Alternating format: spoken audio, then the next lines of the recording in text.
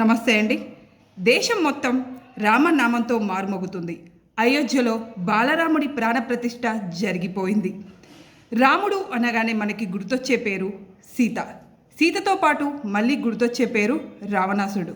రావణాసురుడు ఎంత క్రూరమైన వాడైనా కానీ అతని భార్య మండోదరి మాత్రం చరిత్రలో ఒక గొప్ప స్త్రీగా, పంచకన్యల్లో ఒక కన్యగా, ఒక గొప్ప పతివ్రతగా నిలిచిపోయింది. ఆ తల్లిని తలుచుకుంటే చాలు స్త్రీలు చేసిన ప్రతి పాపాలు పోతాయని, గొప్ప సౌభాగ్యం సిద్ధిస్తుందని రాముడితోటే వరం పొందింది. అటువంటి తల్లి గురించి మనం ఇప్పుడు ఈ సందర్భంగా అయోధ్యలో రామప్రతిష్ఠ జరిగిన సందర్భంగా రాముడే ఆ తల్లికి వరం ఇచ్చాడు కాబట్టి ఒక్కసారి ఆ తల్లి చరిత్రను తెలుసుకునే ప్రయత్నం చేద్దాం. అసలు ఈ మండోదరి దేవి ఎవరు? ఈమెకి సీతాదేవికి సంబంధం ఏమిటి? ఈమె శివుడి భార్య అయిన పార్వతీదేవి నుంచి శాపం ఎందుకు పొందింది? అసలు మండోదరి దేవి పూర్వజన్మ ఏంటి అనేది మనం తెలుసుకుందాం. మండోదరి దేవి ముందుగా పూర్వజన్మలో మధుర అనే ఒక దేవకన్య. ఆమె చాలా అందంగా ఉండేది.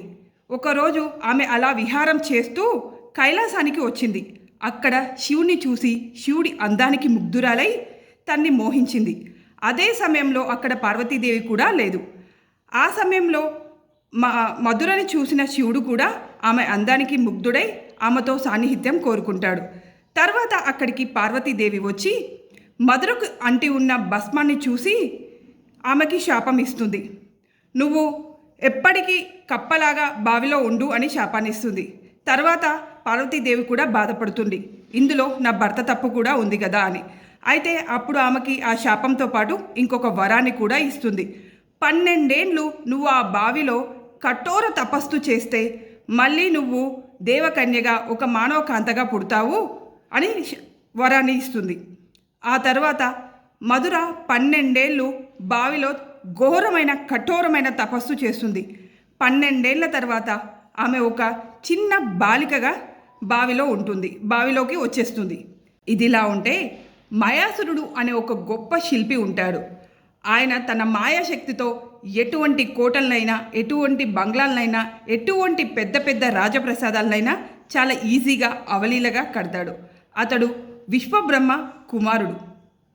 సో మయాసురుడికి ఆడ సంతానం అనేది ఉండదు. మయాసురుడికి 2 మగ సంతానమే ఉంటారు. మయాసురుడి భార్య పేరు హేమ. ఆమె ఒక గంధర్వ కన్య. వీళ్ళు ఆడ సంతానం కోసం, ఒక పాప కోసం కఠోరమైన తపస్సు తమ రాజ్యాన్ని వదిలి బయటికి వచ్చి చేస్తూ ఉంటారు. ఆ సమయంలో బావిలో కనిపించిన ఈ పాపని చూసి వాళ్ళు చుట్టుపక్కలంతా వెతుకుతారు, ఎవరైనా ఉన్నారేమో అని. ఎవ్వరూ కనిపించకపోవడంతో దేవుడి ప్రసాదంగా ఆ పాపని తీసుకొని వెళ్ళి వాళ్ళు పెంచుకోవటం మొదలు పెడతారు. ఆ పాప పొట్ట కప్పలాగా ఉంటుంది. అందుకని వాళ్ళు కప్ప పొట్ట అనే పేరు వచ్చేలాగా మండోదరి, కప్ప పేరు మీదుగా మండోదరి అని పేరు పెడతారు. సో మండుకం లాంటి ఉదరం కలిగిన పాప అని దాని అర్థం. తర్వాత మండోదరి ఆ రాజ్యంలో చాలా ప్రశాంతంగా తల్లిదండ్రుల ప్రేమతోటి, ఇద్దరు అన్నల ప్రేమతోటి చాలా హ్యాపీగా జాలీగా పెరుగుతుంటుంది. అదే సమయంలో రావణాసురుడు ఆ రాజ్యం దగ్గరికి వస్తాడు. అప్పుడు ఆ మండోదరిని చూసి ప్రేమలో పడతాడు. మండోదరికి మొదట రావణాసురుని చేసుకోవడం ఇష్టం ఉండదు. కానీ తన తండ్రి అయిన మయాసురుడు రావణాసుడితో యుద్ధం చేస్తే ఓడిపోతాడని తన తండ్రి కోసం తప్పని పరిస్థితుల్లో తన తండ్రినే ఒప్పించి రావణాసురుని వివాహం చేసుకుంటుంది. వీళ్ళకి 3 పిల్లలు ఉంటారు. మేఘనాథుడు, అతికాయుడు, అక్షయ కుమారుడు. తరువాత రావణాసురుడు సీతా అపహరణం చేసి సీతాదేవిని తీసుకొచ్చి లంకలోని అశోకవనంలో పెడతాడు. అయితే సీతాదేవిని వెతుక్కుంటూ మన హనుమంతుడు వస్తాడు. మొదట మండోదరిని చూసి సీతాదేవి అనుకొని భ్రమపడతాడు. తర్వాత మండోదరి దేవి సీతాదేవి కాదని తెలుసుకొని సీతా అమ్మ జాడ తెలుసుకొని అశోకవనంలోకి వెడతాడు. ఎందుకంటే మండోదరి దేవిని చూసి సీతాదేవి అని భ్రమపడతారంటే, పురాణాల్లో ఉన్న అతి కొద్ది మంది అందగత్తెల్లో మండోదరి దేవి కూడా ఒకరు. సీతకున్నంత అందం మండోదరి దేవికి కూడా ఉంటుంది. అందుకని మన వానర బ్రహ్మ మన మండోదరి దేవిని చూసి సీతాదేవి అనుకొని భ్రమపడతారు. తర్వాత రావణాసురుడు ఆ అశోకవనంలో సీతాదేవిని అనేక కష్టాలకు, బాధలకు గురి చేస్తూ ఉంటాడు. ఆ, హనుమంతుడు వచ్చిన టైంలో రావణుడు సీతాదేవి పైన కత్తి ఎత్తి ఉంచుతాడు. అదే టైంలో అక్కడికి మండోదరి దేవి కూడా వచ్చి ఆడవాళ్ళపైన కత్తి ఎత్తడం క్షత్రియ ధర్మం కాదు, సీతాదేవి వద్దంటున్నా ఎందుకు ఆమెని భార్యగా పొందాలని ప్రయత్నం చేస్తున్నావు, ఇది తప్పు, నీకు నాతో పాటు ఎంతోమంది భార్యలు ఉన్నారు, వాళ్ళతో సుఖంగా ఉండొచ్చు కదా, సీతాదేవిని వదిలేయమని ప్రాధేయపడుతుంది. అప్పుడు రావణాసుడు తన కత్తిని కిందికి దించి మండోదరి దేవి మాటకు గౌరవం ఇచ్చి అప్పుడు అక్కడి నుంచి వెళ్ళిపోతాడు. ఈ విషయాన్నంతా చూసిన హనుమంతుడు వెళ్ళి రాముడికి చెప్తాడు. హనుమంతుని ద్వారా సీతాదేవి జాడ తెలుసుకున్న రాముడు లంకకి వానర సైన్యం సహాయంతో వారధి కట్టి రావణాసుడి పైన యుద్ధం గెలుస్తాడు. ఆ యుద్ధంలో రావణాసురుడు అతని తమ్ముడైన కుంభకర్ణుడితో పాటు అతని 3 కుమారుల్ని పూర్తి సైన్యాన్ని కోల్పోతాడు. ఆ యుద్ధ ప్రాంగణంలో వికతజీవిగా పడి ఉన్న తన భర్తను చూసి మండోదరి గుండెలవిసేలా ఏడుస్తుంది.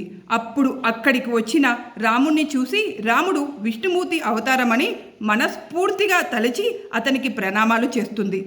అప్పుడు ఆ విష్ణుమూర్తి అవతారమైన రాముణ్ణి ఇలా అడుగుతుంది, స్వామి, నేనేం తప్పు చేశాను?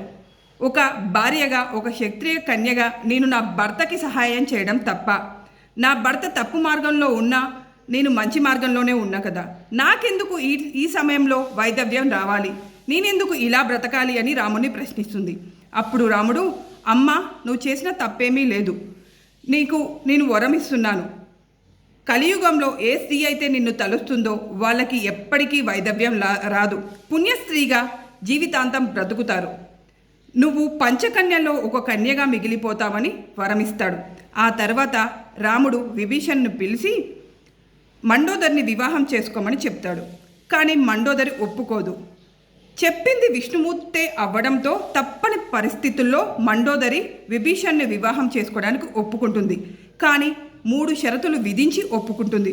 అందులో మొదటిది ఏమిటంటే, నేను శారీరకంగా నీకు భార్యను అవ్వను, మానసికంగా కూడా నీకు భార్యను అవ్వను. రెండోది ఏంటి అంటే, నీకు సంబంధించి ఓన్లీ నీ రాజ్య పరిపాలన విషయంలో మాత్రమే నేను నీకు సహాయం చేస్తాను. ఇక మూడోది ఏంటంటే, నా అనుమతి లేకుండా నువ్వు నా అంతఃపురంలోకి రావద్దు అని 3 షరతులు విధించి విభీషణ్ని వివాహం చేసుకుంటుంది. తర్వాత కొన్నాళ్ళ తర్వాత ఆమె పర్వతాల్లోకి వెళ్ళి ఘోరమైన తపస్సు చేసి తన తనువును చాలిస్తుంది. ఈ విధంగా మండోదరి పుట్టిన దగ్గర నుంచి ఆ తనువు చాలించే వరకు ఎన్నో కష్టాలు అనుభవించినప్పటికీ ధర్మ మార్గాన్ని ఎప్పటికీ విడిపోలేదు. అందుకే మండోదరి తల్లిని అందరూ పతివ్రతల్లో ఒకలుగా, పంచకన్యల్లో ఒకలుగా ఎప్పటికీ ఆమె పేరు అలాగే నిలిచి ఉంటుంది. ఆమె గురించి తెలుసుకున్నా కానీ, ఆమె చరిత్రను చదివినా కానీ, కలియుగంలో ప్రతి స్త్రీకి వైదవ్యం అనేది ఎప్పటికీ రాదు అని రాముడు వరమిచ్చాడు. కాబట్టి ఎప్పటికీ ఆమె గురించి తెలుసుకోవాలని, ప్రతి ఒక్క స్త్రీ ఆమెలా బ్రతకాలి అని మండోదరి దేవి పుట్టిన దగ్గర నుంచి తన తనువు చాలించే వరకు ఎన్నో కష్టాలు అనుభవించిన, ఎన్నో నరకాలు చూసినా ఆమె మాత్రం ధర్మ మార్గాన్ని వదిలిపెట్టలేదు. జై శ్రీరామ్.